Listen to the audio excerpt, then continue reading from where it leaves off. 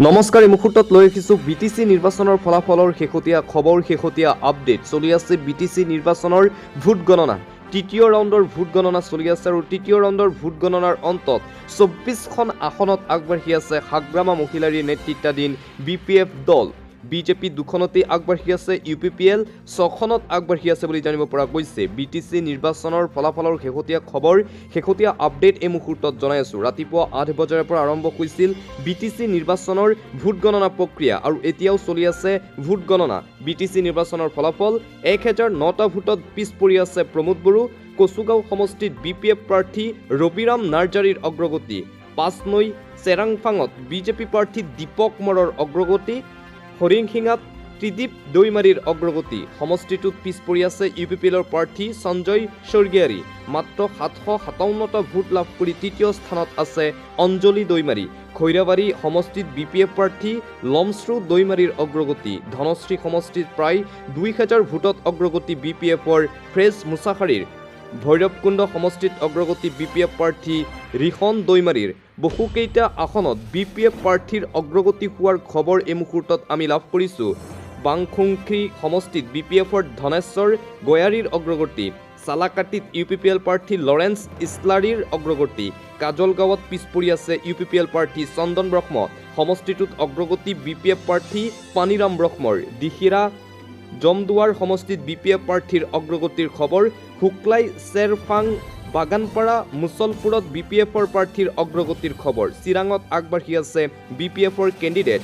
নাগৰিজুলি সমষ্টিত আগবাঢ়ি আছে UPPLৰ প্ৰাৰ্থী। বাগানপাৰাত বিজেপি প্ৰাৰ্থী ৰেখাৰাণী দাস বড়োৰ অগ্ৰগতি হোৱাৰ খবৰ এই মুহূৰ্তত আমি লাভ কৰিছোঁ। বিটিচি নিৰ্বাচনৰ শেহতীয়া খবৰ, শেহতীয়া আপডেট এই মুহূৰ্তত আপোনালোকক জনাইছোঁ। মেজিক নাম্বাৰ ইতিমধ্যেই অতিক্ৰম কৰিছে হাগ্ৰামা মহিলাৰীৰ BPF দলে। চৰকাৰ যে গঠন কৰিব সেয়া এক প্ৰকাৰ প্ৰায় নিশ্চিত হৈ পৰিছে আৰু হয়তো 2-এখন আসন উলট পালট হোৱাৰ সম্ভাৱনা আছে, কিন্তু একক সংখ্যাগৰিষ্ঠতা যে লাভ কৰিব হাগ্ৰামা মহিলাৰীৰ BPF দলে সেয়া প্ৰায় এক প্ৰকাৰ নিশ্চিত বুলিয়েই এতিয়া বহুতে ক'বলৈ আৰম্ভ কৰিছে। মানহ চেৰফাঙত UPPLৰ ধনঞ্জয় বসুমতাৰীৰ অগ্ৰগতি। চুবাইজাৰত BPF প্ৰাৰ্থী ধীৰাজ বগিয়াৰীৰ অগ্ৰগতি হোৱাৰ খবৰ। চৰাইবিলত UPPLৰ প্ৰাৰ্থীৰ অগ্ৰগতি। বেছি সংখ্যক প্ৰাৰ্থীয়ে আগবাঢ়ি আছে BPFৰ। শ্ৰীৰামপুৰত BPF প্ৰাৰ্থীৰ অগ্ৰগতি। পৰ্বতজোৰাত BPF প্ৰাৰ্থী মুনমুন ব্ৰহ্মৰ অগ্ৰগতি। হালবাৰী মুছলপুৰত BPF প্ৰাৰ্থীৰ অগ্ৰগতি হোৱাৰ খবৰ আমি লাভ কৰিছোঁ। বিটিচি নিৰ্বাচনৰ ভোট গণনা এতিয়াও চলি আছে। তৃতীয় ৰাউণ্ডৰ ভোট গণনা চলি আছে আৰু তৃতীয় ৰাউণ্ডৰ ভোট গণনাৰ অন্তত দেখিবলৈ পোৱা গৈছে যে BPFৰ মেজিক দেখিবলৈ পোৱা গৈছে। হাগ্ৰামা মহিলাৰীৰ যাদু। বড়োভূমিত নচলিল ভাৰতীয় জনতা পাৰ্টীৰ মেজিক। সম্পূৰ্ণভাৱে বিফল হিমন্ত বিশ্ব শৰ্মাৰ মেজিক। নচলিল প্ৰধানমন্ত্ৰী নৰেন্দ্ৰ মোদীৰ যাদু। বিজেপিৰ যাদু নচলিল বিটিচিত। বড়োভূমিত ৰাইজে গ্ৰহণ নকৰিলে ভাৰতীয় জনতা পাৰ্টীক। বিজেপিৰ প্ৰতিশ্ৰুতি গ্ৰহণ নকৰিলে।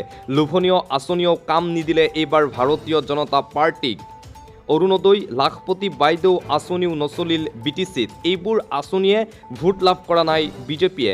বড়োভূমিত বেয়াকৈ বিধ্বস্ত হ'ল ভাৰতীয় জনতা পাৰ্টী। হিমন্ত বিশ্ব শৰ্মা সম্পূৰ্ণভাৱে বিফল। বিটিচিত চলিল মাত্ৰ হাগ্ৰামা মহিলাৰীৰ BPF দলৰ মেজিক। বৃহৎ অগ্ৰগতিত লাভ কৰিছে হাগ্ৰামা মহিলাৰীৰ BPF দলে। এক প্ৰকাৰ চৰকাৰ নিশ্চিত বুলিয়েই ক'ব পাৰোঁ। 27খনৰো অধিক আসনত এই মুহূৰ্তত অগ্ৰগতি লাভ কৰিছে BPF দলে। এটা ব্ৰেকিং নিউজ এই মুহূৰ্তত আহি পৰিছে। 27খনতকৈও অধিক আসনত অগ্ৰগতি BPFৰ। UPPL এতিয়াও 6খন আসনতেই অগ্ৰগতি লাভ কৰিছে। ভাৰতীয় জনতা পাৰ্টী কেৱল মাত্ৰ 2খন আসনতেই অগ্ৰগতিত আছে। ৰাতিপুৱাৰে পৰা চলি আছে তৃতীয় ৰাউণ্ডৰ ভোট গণনা আৰু ভোট গণনা চলি থকাৰ মাজতেই BPFৰ বাবে এই ভাল খবৰ আহি পৰিছে। লোভনীয় আঁচনিও এইবাৰ কাম নিদিলে ভাৰতীয় জনতা পাৰ্টীক।